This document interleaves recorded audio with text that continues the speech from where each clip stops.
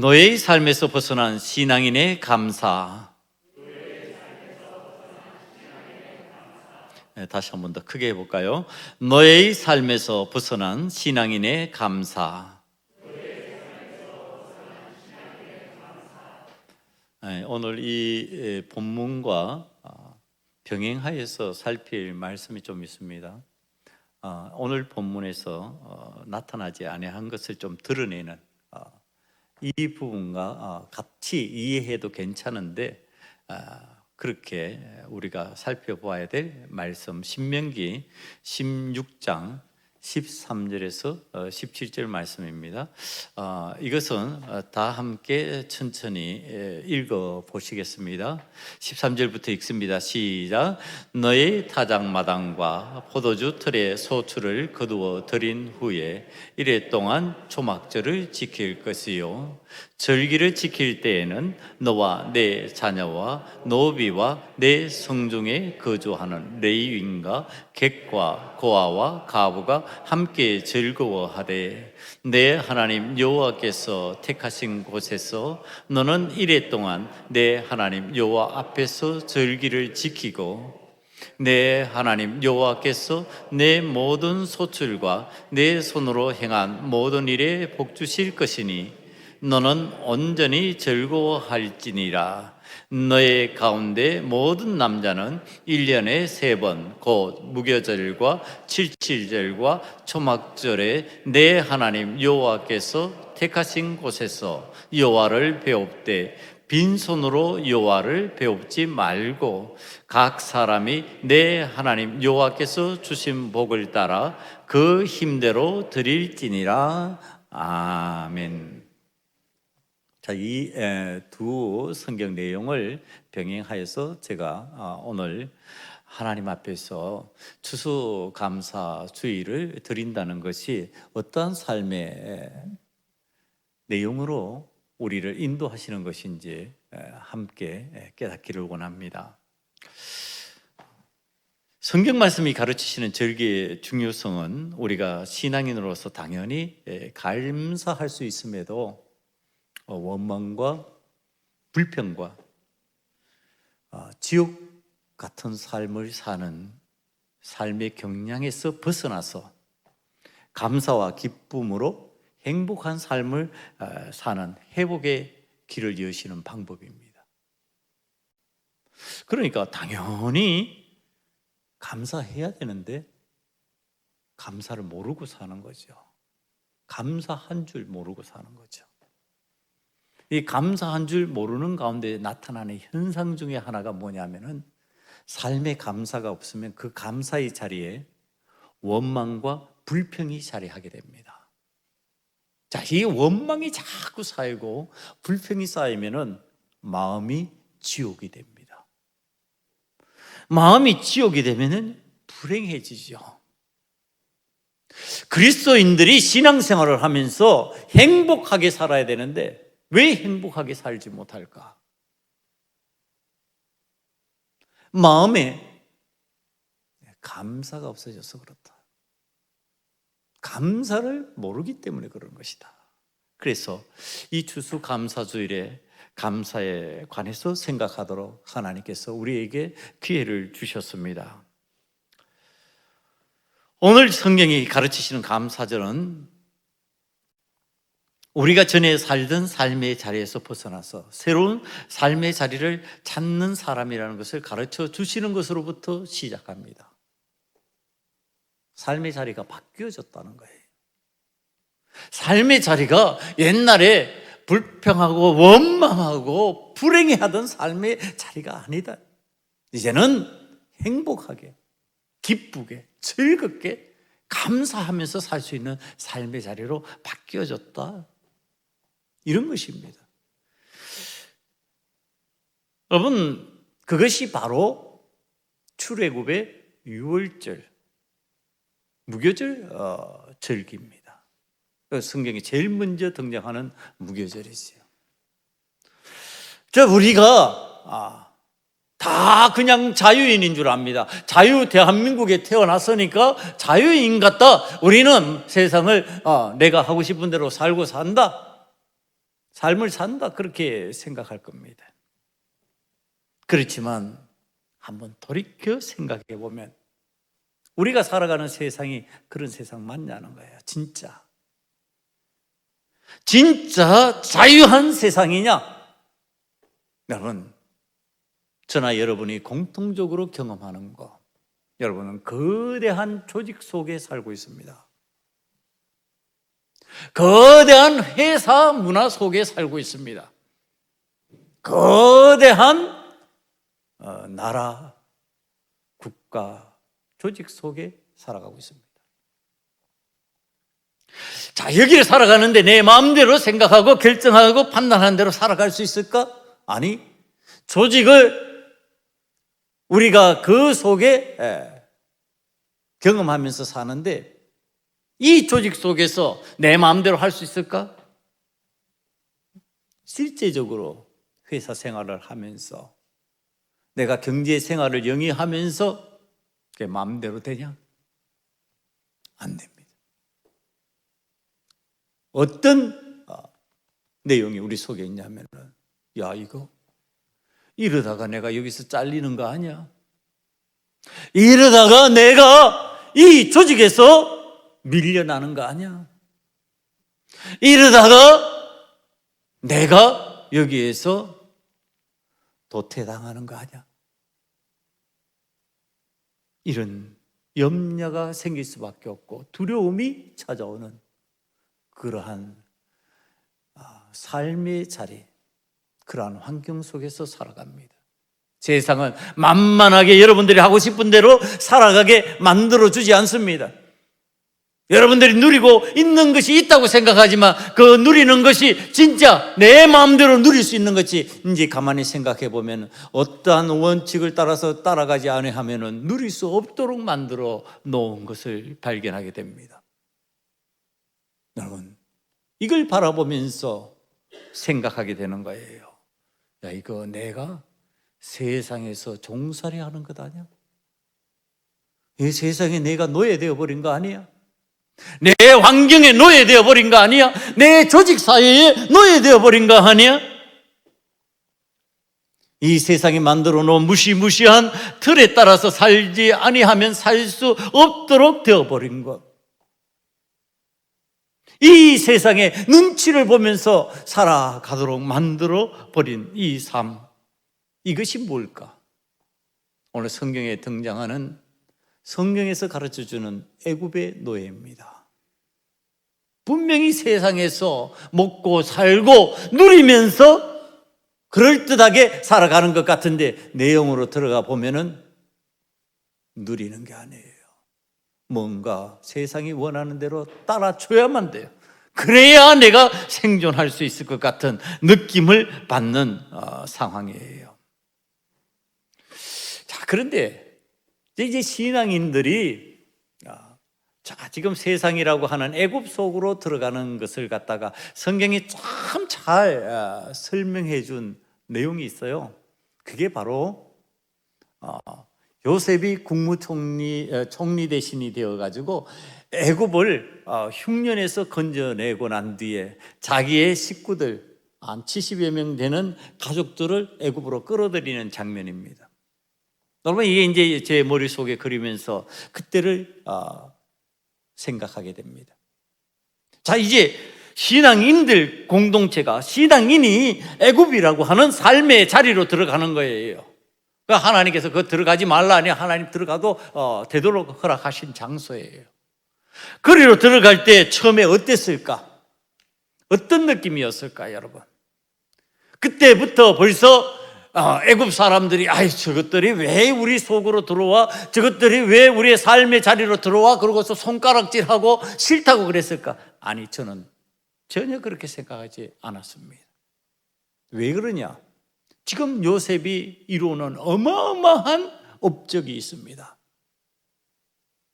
애굽 사람들이 다 6년, 7년 동안에 자기들은 끝날 것 같은 위기의식을 느꼈습니다. 그런데 요셉이 그것을 해결해 준 거예요.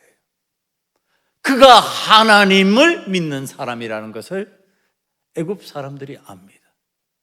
하나님께서 그에게 지혜를 주셨고, 하나님께서 그에게 꿈을 주셨고, 하나님께서 그에게 꿈 해몽의 능력을 주셨어요. 하나님을 믿는 사람과 함께하면 이런 은혜가 임하는구나, 이런 삶의 자리가 생기는구나, 이런 기회가 생기는구나. 그런데 그런 사람이 지금 한 가정 통째로 한 70여 명 애국 공동체 속으로, 세상 속으로 들어옵니다. 그러니까 환영할까요? 거부할까요? 환영하지요.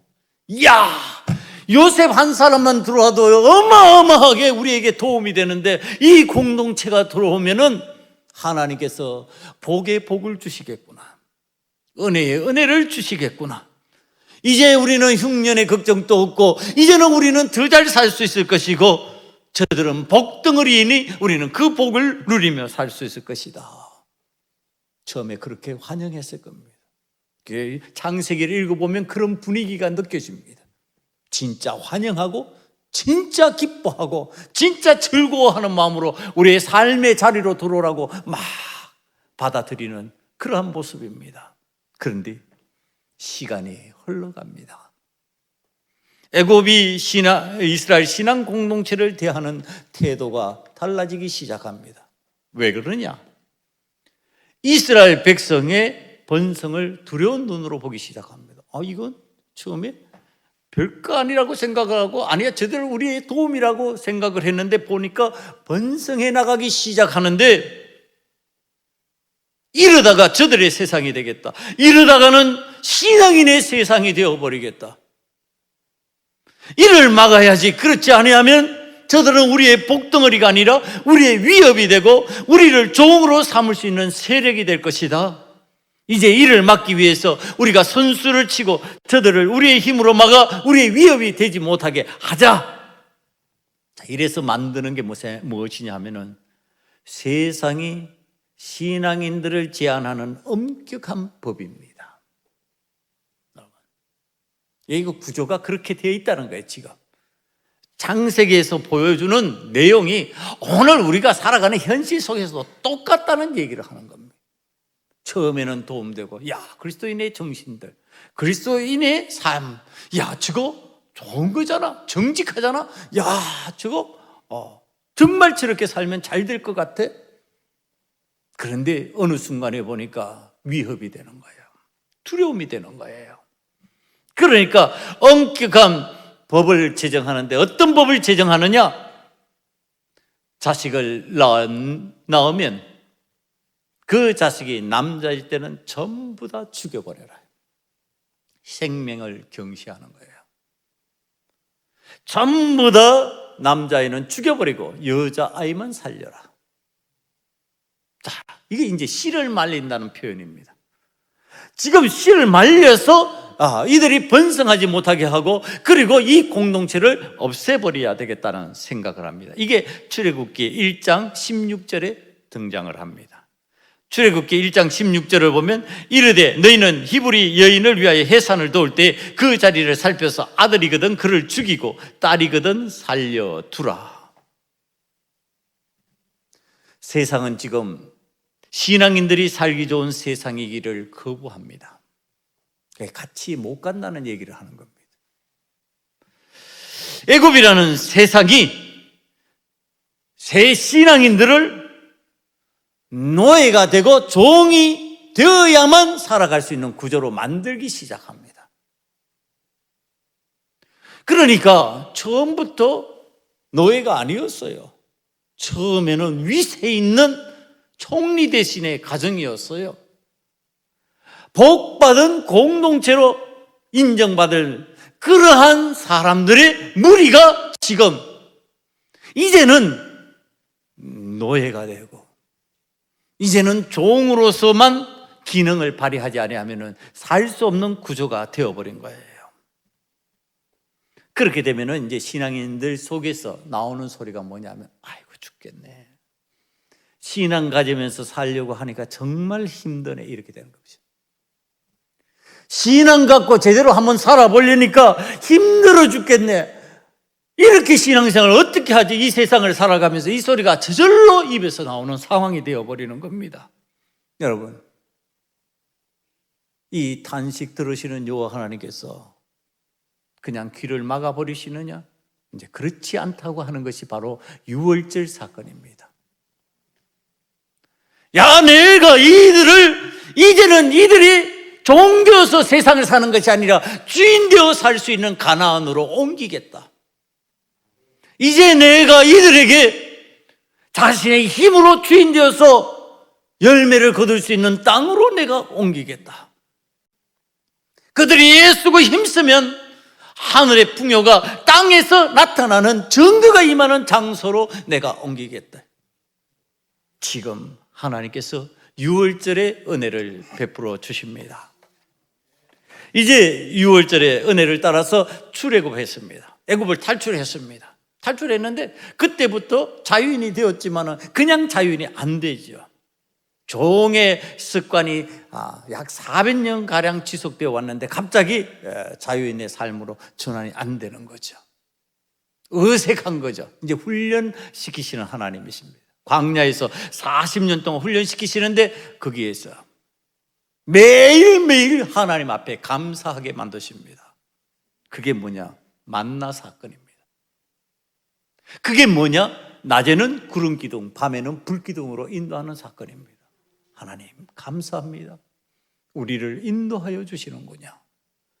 우리에게 매일매일 하늘의 양식으로 우리를 먹이시는군요. 우리가 고기 먹고 싶다 하면 메추라기를 몰아서 땅에 떨어지게 하시고 그것으로 양식을 삼게 만들어 주시는군요.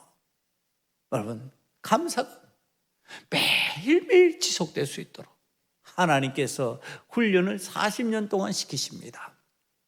그리고 이제 가나안 땅으로 들어가는데 출애굽 1세대가 광야에서 전부 다 끝나고 출애굽 2세대가 가나안을 정복하는 일을 시작하면서 가나안의 주인으로 살아가는 은혜를 하나님께서 베풀어 주십니다. 여러분, 이때 일어나는 현상이에요. 이때 지금 가나안의 주인이 되어서 땀과 노력으로 일군 양식을 먹을 수 있도록 하나님께서 만들어 주셨어요. 여러분, 이게 어떤 삶의 차이를 우리들에게 가르쳐 주느냐 하면은 애굽에서 종살이 할 때는요, 노력을 했어요. 땀을 흘렸어요. 열매가 나왔어요. 내 마음대로 감사 못 해요. 누구 마음대로 해요? 주인 마음대로 해요. 주인이 하라 그러면 할 수 있는 거예요. 주인이 하지 못하게 하면 못하는 거예요. 그런데 가나안의 주인이 되고 난 뒤에는 내가 노력하고 애쓰고 힘쓴 것을 가지고 내 마음껏 하나님 앞에 감사할 수 있는 상황이 되어버린 거예요. 그 은혜가 임한 거예요. 그래서 우리가 지금 오늘 왜 본문을 여기 정했느냐? 이 세 절기가 동시에 나타나요. 6월절에 무교절 절기를 가르쳐 주시고요, 7.7절 맥주감사절이에요. 수장절 추수감사절이에요. 이 세 절기를 동시적으로 지금 보여주시는 거예요. 그러면서 가르쳐 주시는 내용이 있어요. 이건 따로 떼어놓으면 안 돼요. 이 절기는 함께 이해를 해야 돼요. 따로따로 이해할 내용이 아니에요. 왜? 출애굽해서 6월의 은혜를 체험한 사람이 가나안에 들어가서 거기에서 농사하면서 얻은 열매로 하나님 앞에 감사하기 때문에 그래요. 출애굽 못하면 그 감사 못한다니까요. 출애굽한 사람이 가나안에 들어가서 비로소 할 수 있는 게 추수감사예요. 그게 하나님 앞에 지금 우리에게 은혜로 임한 거예요. 그러니까 6월절의 은혜, 나는 구원받았으니까 구원받은 것만 감사해 안 되게 돼 있다는 겁니다. 구원받았으면 그 다음에 내가 구원받은 은혜로 살아가는 내 삶의 열매가 맺히는데 그 열매로 하나님 앞에 감사할 수 있게 되어 있는 것, 이게 신앙적 구조예요. 그러니까 구원받은 사람은 반드시 삶에 뭐가 있다? 감사가 있다. 내가 하나님 앞에 구원받았으니까, 내가 하나님의 은혜로 살았으니까, 내가 땀을 흘렸는데 열매가 맺혔으니까 이거 하나님 앞에 감사합니다. 이렇게 구조를 갖춰 놨다는 겁니다. 여러분, 오늘 17절 말씀에 내 모든 남자는 매년 3번씩 주 여호와께 보일지니라. 그러니까 3번씩 같이 묶여서 해야 돼요. 난 한 번만 할 거예요. 난 2번만 할 거예요. 안 되게 돼 있어요. 3번씩 반드시 이것을 묶여서 함께 가요. 함께 하나님 앞에 감사하는 거예요. 그러면서 제가 말씀을 묵상하는 가운데 아주 이제 그동안 안 깨달아지던 것 한 가지가 깨달아졌어요. 이 3가지 절기를, 이 3절기를 지키는데요, 아주 묘한 느낌이었어요. 그게 뭐냐 하면은 6월의 은혜를 체험해서 하나님이 나를 구원하셨잖아요. 그 은혜 크죠. 그 감격으로 우리는 살아가요. 그런데 자, 내가 자유인이 되고 내가 이제 가나안 땅이라고 하는, 세상 속에 있지만 가나안이라고 하는 하나님께서 은혜 베풀어 주셔서 하나님께서 나에게 살 곳을 마련해 주신 그곳에서 주인으로 살아가는 그곳에서 내가 힘쓰면은 반드시 나타나는 게 뭐냐면 열매와 결실이에요. 곡식과 열매가 결실로 나타나게 되는 거예요. 그런데 그것을 여러분 3절기 중에서 2절기로 감사하게 만드셨어요. 여러분, 구원받은 은혜만 크다 그러고 나머지는 하나님 앞에서 이제 구원받았으니까 나는 내가 원하는 대로, 내가 좋아하는 방식대로 그냥 살아가면 돼. 그게 아니고 하나님께서 은혜 베푸신 그것에 대해서 감사하는 내용이 그 속에 2번 3절기 중에 고정적으로 들어가 있다니까요. 이게 뭐예요? 하나님 앞에 구원받은 자는 감사하며 살아라예요. 감사하며 살지 아니하면 그는 진짜 신앙인 아니다. 그는 구원받은 자가 될 수가 없다. 이게 지금 연결되어 있는 거예요. 이 맥주라고 하는 게 뭐예요? 보리 감사예요. 이게 여름에 추수하는 거잖아요. 그러니까 1년에 반 정도가 되면 맥주 감사 7.7절을 하나님 앞에 감사로 드리는 거예요. 그 다음에 늦가을이 되어가지고 1년이 거의 끝날 쯤 되면은 수장절이라 그래서 추수한 것을 저장하는 감사를 해요. 추수감사예요. 이 2 감사를 6월의 은혜를 체험한 사람들이 삶을 살아가면서 반드시 하도록 하나님께서 반드시 1년에 3번 너희들은 나에게 보이라, 반드시 지키라는 거예요. 6월절만 감사하는 거 아니다. 구원받은 은혜만 감사하는 거 아니다. 나는 구원받았으니까 이제는 됐다. 아니다. 그 다음 거를 해야 된다. 그게 뭐냐? 감사하는 삶을 살아야 해요. 사랑하는 성도 여러분, 오늘 신앙인들이 신앙인답지 못한 많은 모습 속에 어떤 문제가 있느냐? 구원받은 것은 다 알아. 구원받은 것은 내가 하나님 앞에 기쁨으로 여겨요. 그런데 하나님 앞에 내가 살아가면서 마땅히 해야 될 감사를 안 하고 있는 거예요. 감사의 절기들을 지키지 않는 거예요. 여러분, 이거는 이 감사를 할 수 있다는 것은 주인일 때만 할 수 있는 거예요. 진짜 주인이 되었을 때만. 살아간다고 감사할 수 있는 거 아니에요. 여러분, 노예도 감사할 수 있을 거예요, 아마. 그런데 그것은 너무나도 부자유한 감사예요. 너무 제한된 감사예요. 주인의 눈치 보면서 해야 되는 감사예요. 그런데 이제 내가 가나안 땅에 들어와서는요, 내 마음껏 감사할 수 있어요. 내가 하나님 앞에 느끼는 대로, 체험하는 대로, 기뻐하는 대로 감사할 수 있어요. 여러분, 그 은혜를 누리라고 하나님께서 지금 이 3 절기를 묶어 두신 거예요. 사랑하는 성도 여러분, 감사하는 것에 대한 성경의 다른 부분, 전도서 5장 19절을 보면요, 이렇게 표현하고 있습니다. 또한 어떤 사람에게든지 하나님이 재물과 부요를 그에게 주사 능히 누리게 하시며 제 몫을 받아 수고함으로 즐거워하게 하신 것은 하나님의 선물이라. 선물이라는 표현은 하나님의 은혜라는 표현입니다. 하나님께서 은혜를 베풀어 주셔서 우리가 그 수고함으로 즐거워하게 만들어 주셨어요. 그 즐거움의 방식이 뭐냐? 감사제예요. 감사제. 너무너무 즐거운 거예요. 하나님께서 나를 이렇게 마음껏 감사할 수 있게, 마음껏 이렇게 누릴 수 있게 은혜를 베푸셨구나. 여러분, 감사하지 못하면 어떻게 된다고 성경에 다른 부분이 설명하느냐 하면 예레미야 12장 13절입니다. 무리가 밀을 심어도 가시를 거두며 수고하여도 소득이 없은즉 그 소산으로 말미암아 스스로 수치를 당하리니 이는 여호와의 분노로 말미암음이니라. 감사하지 못하면요, 여호와 하나님의 분노가 있대요. 거기에 여호와 하나님의 분노가 있으니까 나는 열심히 잘 심었어요. 그런데 결과가 가시로 나와버려요. 나를 찌르는 것으로 나와요. 나에게 고통으로 임한다는 뜻이에요. 내가 열심히 거뒀으면 나에게 기쁨이 돼야 되는데 기쁨이 아니라 고통이 되는 거예요. 열심히 노력해서 결과가 고통으로 다가오는 거예요. 왜 그러냐? 감사함으로 하나님을 섬기지 않기 때문에 그래요. 신앙인으로 하나님의 은혜를 받아서 세상의 노예가 아닌 주인으로 살아가는 당당한 하나님의 자녀가 된 것은 행복하고 즐거워야 되고요, 그때 이 즐거움과 행복을 말로 표현하기 부족하고 다른 사람이 감사하는 삶의 방식을 보도록 여호와 하나님 앞에서 명령하신 것, 여호와 하나님께서 그걸 오늘 병행구절로 읽었던 16장 16절을 보면요, 표현하신 거예요.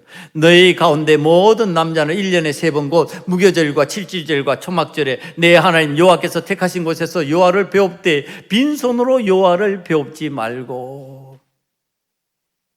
여호와 하나님 앞에 감사하는 방법 가르치셨어요. 빈손으로 배웁지 말고. 여러분, 이게 이제 기독교에서 이제 절기에서 매주일 예배로 전환되기 시작했습니다. 매주일 예배로 전환되면서요, 나타나는 교훈 중에 하나가 하나님 앞에 나올 땐 빈손 들고 나오지 않는 것으로 가르쳤어요. 그래서 교회 보면요, 교회 헌금 봉투에 주일 헌금 그러고 있죠. 이 주일 헌금이 매주일 드리는 거예요. 그래서 빈손으로 나와서 예배를 드리지 않도록 만들어 놓은 구조, 그 속에 있는 교훈적 가르침이 주일 헌금이에요. 이걸 다른 표현으로 약정 헌금 그럽니다. 하나님 앞에 약속해서 매주일 빈손으로 나오지 않고 드리는 헌금이에요. 여러분, 감사는 절기를 따라서 여러분들이 하나님 앞에 감사할 때 드리는 예물이에요. 그거는 약정으로 하는 게 아니에요.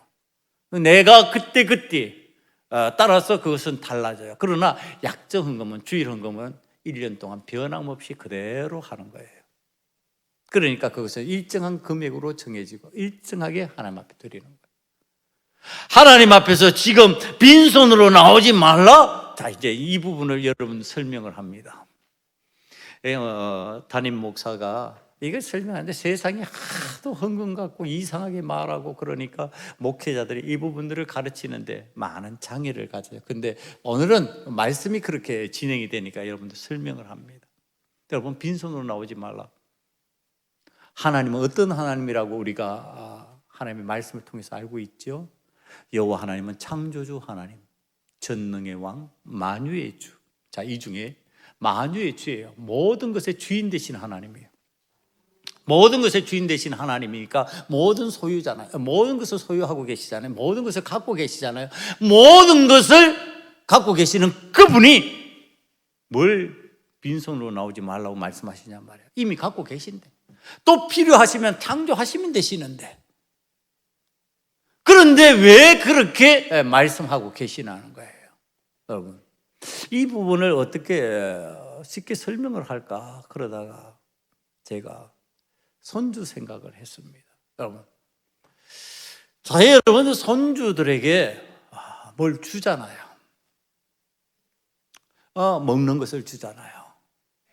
내가 좋은 것 있으면 이따가 야 먹어라 그러고서 이거 맛있어 그러고 주잖아요. 여러분, 그냥 주면은 교육 망치죠. 그러면은 받기만 하는 아이로 자라는 거죠.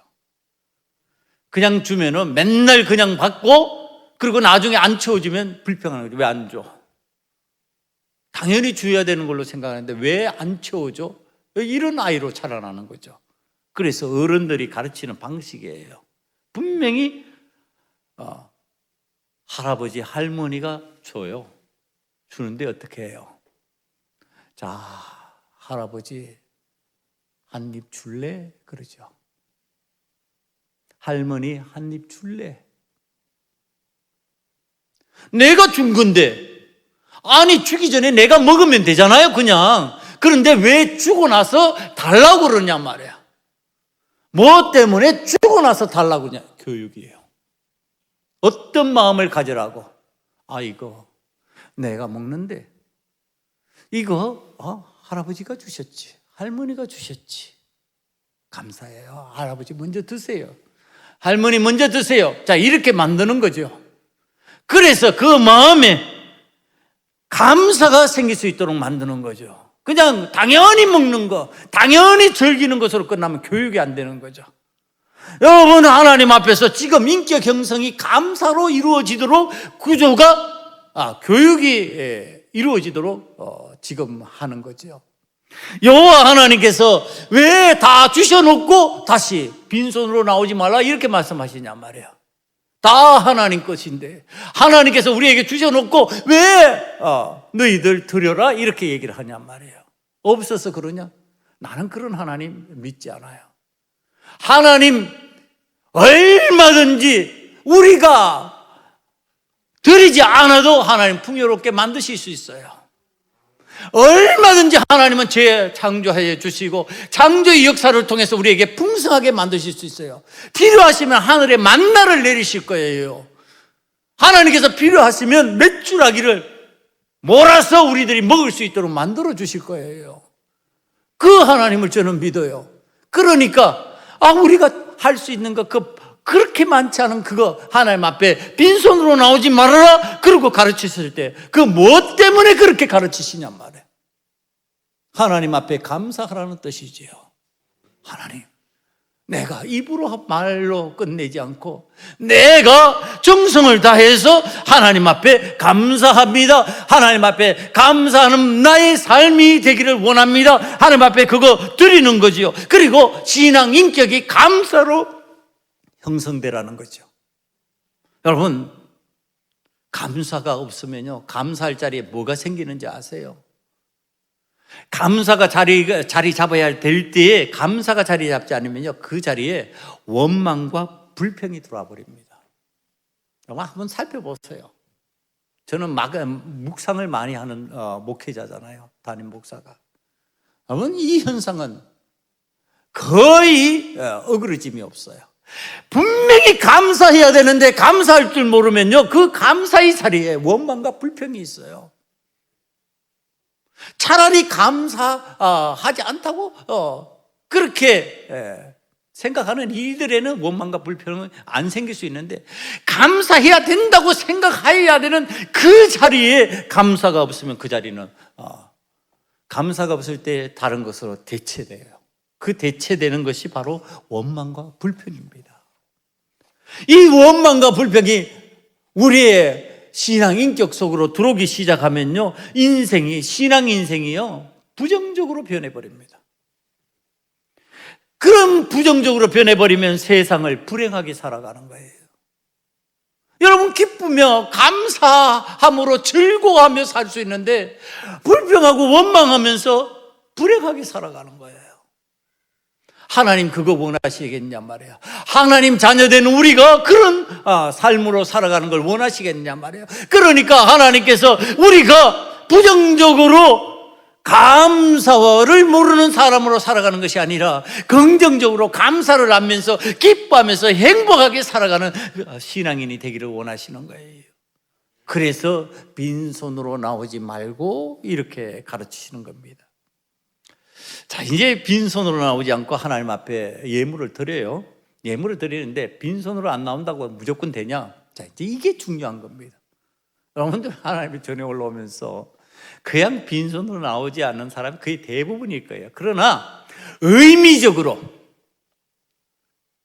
빈손과 같은 사람들이 있어요. 분명히 내 손에는 헌금이 들려있고 분명히 내가 하나님 앞에 예물을 드려요. 그런데 의미적으로 들어가면은 빈손과 동일한 사람이 있어요. 그건 뭐랄까요? 의미 없는 드림이에요. 하나님께서는 그거 원치 않으세요. 왜? 하나님은 만유해 주시니까. 창조주 하나님, 전능의 왕, 모든 것을 다 갖고 계시는 분이시니까, 모든 것을 다 하실 수 있는 분이니까 의미 없는 드림, 그거 하나님께서 원치 않으신다는 뜻입니다. 그럼 어떻게 드려야 된다고 가르치는가? 오늘 성경에 등장한 내용으로만 잠깐 설명을 합니다. 19절로 넘어가면요, 오늘 본문의 19절에 내 토지에서 처음 거둔 열매의 가장 좋은 것을 가져다가, 이게 의미예요. 하나님 앞에 드리는 의미예요. 내 소산에 처음으로 가장 좋은 것을 구별해서 드려라. 이게 드림이라는 거예요, 여러분. 드린다고 주머니에서 이렇게 아무 의미로 없이 그냥 주머니에 있다가 꾸깃꾸깃 꺼내가지고 턱 내는 거. 제가 우리 교회 처음 와서 깜짝 놀란 것 중에 헌금을 이렇게 살피다가 꾸깃꾸깃한 헌금이 나와 있는 거 보고 깜짝 놀랐어요. 여러분, 그거 큰일 날 일이에요. 아니, 제가 자주 설명하는 것 중에 하나예요. 거지는 꾸깃꾸깃한 거 줘도 감사하다고 그래요. 거지에게 여러분 10,000원짜리 꾸깃꾸깃 꾸겨가지고 한번 줘보세요. 욕하는가? 왜 꾸겨지는 거 줘요? 그러고 이러는가? 아무리 꾸겨지고요, 아무리 마구돼 있어도 10,000원짜리 거지에게 주면요, 고맙습니다 그래요. 감사합니다 그래요. 그러나 여호와 하나님께서는 여러분이 1,000,000금을 드려도 꾸깃꾸깃 해가지고 드리면 하나님 안 받으세요. 하나님 화내세요. 하나님 분노하세요. 뭐예요? 내게 가장 으뜸되는 거, 내게 가장 소중하다고 생각하는 거, 앞으로 수확할 그 소산물의 대표가 되는 거, 그건 내가 하나님 앞에 드립니다. 그거 하나님 받으시면서 뭐냐, 너 전부를 내한테 드리는 것 같이 드린다. 자, 봐요, 이거예요. 으뜸이라고 하는 거. 하나님 앞에 처음으로 가장 좋은 것을 드린다는 것은 무슨 의미냐? 그것만 드린다는 게 아니라 전부를 드리는 마음으로 내가 하나님 앞에 드린다예요. 그러니까 하나님이 그 마음을 받으시는 거죠. 그래, 내가 너에게 복을 주고 또 복을 주겠다. 여러분, 하나님 앞에 왜 동일하게 드리는 방식으로 왜 하나님 앞에서 저주받을 일을 하냐 말이에요. 왜 그것이 하나님 앞에서 너 나 그거 싫어 그러고 외면할 거 하냐 말이에요. 제가 어릴 때는요, 새돈이 잘 없었어요. 요즘 그래도 새돈 구하려고 하면 할 수 있는데 참 힘들어요. 제가 이 헌금을 하려고 50,000원짜리 사실 요즘 50,000원짜리가 잘 없어요. 잘 안 돼요. 그 50,000원짜리 헌금이, 이게 현금이 잘 안 되는 게 아마 유통이 잘 안 되기 때문에 그러기도 하겠죠. 옛날에는 돈이 더 귀했으니까 자이제 종이돈을 보면은 꾸깃꾸깃 하잖아요, 쓰다가. 그럼 어른들이 어떻게 했어요? 저는 그렇게 배웠어요. 어떻게 했어요? 물 뿌려서 다리미로 다렸어요. 다려가지고 빳빳하게 만들어서 그래서 드렸어요. 여러분, 그 으뜸되는 마음이죠. 내게 들어온 거 그냥 세상에서 굴러서니까 여호와 하나님 앞에 그냥 드려도 되겠지? 안 돼요. 여호와 하나님 앞에 무슨 하나님이 거지냔 말이에요. 하나님은 그런 것을 원하는 것이 아니라 하나님은 그게 빳빳하게 만드는 그 정성, 동일한 1원짜리라도, 우리는 1원짜리 옛날 종이돈이 있었잖아요, 제가 자라날 때는. 그 1원짜리 돈이라도 그것이 하나님 앞에 의미 있는 헌금이에요. 가부의 엽전 두니까 같이 의미 있는 헌금이 되는 거예요. 여러분, 하나님 앞에 예물을 드리는 건 그런 거예요. 드린다는 것은 그런 것이지. 하나님 앞에 주는 거 아니에요. 하나님이 내게 있는 거 일부분 떼서 주는 거 아니에요. 하나님 앞에 드리는 거예요. 그 다음에 두 번째, 19절을 보면요, 너는 염소 새끼를 그 어미의 저주로 삼지 말지니라, 이게 나와 있어요. 여러분, 염소 새끼를 어미의 저주로 삼지 말라. 이게 뭐냐면은 그 어미의 저주로 삶아버리는 걸 얘기하는 거죠. 그럼 이게 무엇과 관련이 돼 있을까요? 제가 머릿속으로 이거는 맛과 관련되어 있겠구나, 그렇게 생각을 했어요. 요리할 때 그 맛과 관련되어서 이렇게 하겠구나. 그래서 제가 자료를 찾아봤어요. 자료를 찾아보니까 역시 그랬어요. 첫 번째, 맛과 관련돼서. 두 번째, 주술적 의미를 담고 있다, 이렇게 나와 있는데, 주술적 의미라는 것은 일단 제외하고요, 맛과 관련되어 있어요. 여러분, 이게 뭐예요? 지금 여호와 하나님 앞에 드리고 나서요, 여호와 앞에 드리고 나면은 거기에 있는 공동체가 함께 먹는 일이 생겼죠. 먹는 일을 하는 거예요. 먹는 일을 하는데 어떻게 하는 거예요? 내 입맛에 맞게 만드는 거예요. 내 입맛에 좋게. 내 입맛에 좋게인데요, 이걸 왜 하지 말라 그러냐? 어미의 저주로. 어린 새끼는 뭐 먹고 자라요? 어미의 저주를 먹고 살잖아요. 그러니까 이 어린 염소를 육성하기 위해서 어미의 젖이 필요한데, 그 젖에다가 그 새끼를 삶아서 내 맛을 취하는 거예요. 이런 방식으로, 생명을 경히 여기는 방식으로 예물을 드리지 말아라, 이 얘기를 하는 겁니다. 여러분, 이게 참 무서운 얘기예요. 오늘 여호와 하나님 앞에서 우리가 드림이 내 욕구를 채우기 위한 방식으로 드리는 거 안 된다는 얘기를 하는 겁니다. 하나님께서 기뻐하시는 방식으로 드려라. 하나님께서 내가 이에게 복을 주지 않으면 안 되겠다고 생각하는 그 방식으로 드려라. 여러분, 인간의 욕심에 의하여 자기 성취 만족을 하는 방식으로 생명을 가볍게 여기는 것으로 드리면 하나님께서 싫어하신다. 생명을 가볍게 여기는 건 어디서 하는 일이라고요? 애굽에서 하는 일이라고요. 그게 세상에서 하는 일이에요. 세상에서는 자기가 살기 위해 가지고 죽이는 거예요. 그러니까 애굽에 살 때에 그 이스라엘 공동체를 죽이기 위해 가지고 남자아이는 죽이라고 그러잖아요. 그게 하나님 원치 않는 방식이에요. 생명이 탄생했는데 죽여요? 여러분, 살리는 거예요, 생명은. 제가 이 부분을 묵상하다가 가슴이 메어지고 아픈 생각을 할 수밖에 없었어요. 그게 뭐냐 하면은, 여러분 뉴스를 통해서 다 봤을 거예요. 16개월 된 아이가 무참하게 양부모에 의해서 아마 살해됐다고 봐야 되는 거죠, 그거는. 그 내용 자료를 제가 들어가가지고 좀 자세히 살펴봤어요. 그래서 뉴스에 나온 것 이상으로 살아봤더니 이렇게 돼 있어요. 뼈가 으스러지고 장이 파열되어 죽었다. 뼈가 부러졌다가 아니고 으스러졌다는 말이에요. 그 어린아이. 지금 제 손녀딸이 요 크기가 요만하잖아요. 그러니까 이 집에 입양된 게 언제냐면은 6개월 됐을 때 입양이 됐대요. 6개월 됐는데 16개월에 죽었어요. 그럼 10개월을 어떤 세월을 보낸 거예요? 10개월이 그 뼈가 다 으스러지는 세월을 보낸 거예요. 가슴이 메어져. 그 세월을, 그 어린 것이 그 힘에 의해서, 그 완력에 의해서 두려움과 공포 속에서 떨면서 본능적으로 반응했을 거 아니냐 말이에요. 그러면 제가 이 과원에 이제 교육을 시키기 위해 가지고 데리고 가고 하면서 이제 들은 얘기들이 있잖아요. 들은 얘기들, 아는 얘기들. 과거로 버림받은 그 상황에서 과원의 애들이 잘 안 온대요. 그럼 걔들이 성숙해서 그러냐? 그건 아니에요. 그 얘기하는 게 뭐냐면, 울어도 봐줄 사람이 없으니까 안 온다는 거예요, 애들이. 울어봤자 필요 없으니까 안 우는 거예요.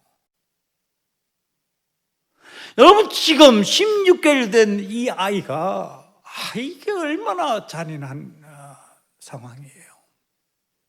자기 친딸이 있어 그보다 크네. 난 그 사람 말이 믿어지지가 않아요. 동성의 동생을 보기 위해 가지고 입양했다고 그러는데 저는 그런 목적이 아닐 것이라고 생각을 합니다. 그 잔인한 모습, 그 아이가 얼마나 두려움에 벌벌 떨면서 그 시간을 보냈겠냐고요. 장이 파열이 되도록, 뼈가 다 으스러지도록. 여러분, 이게 바로 생명을 경시 여기는 세상의 시각이에요.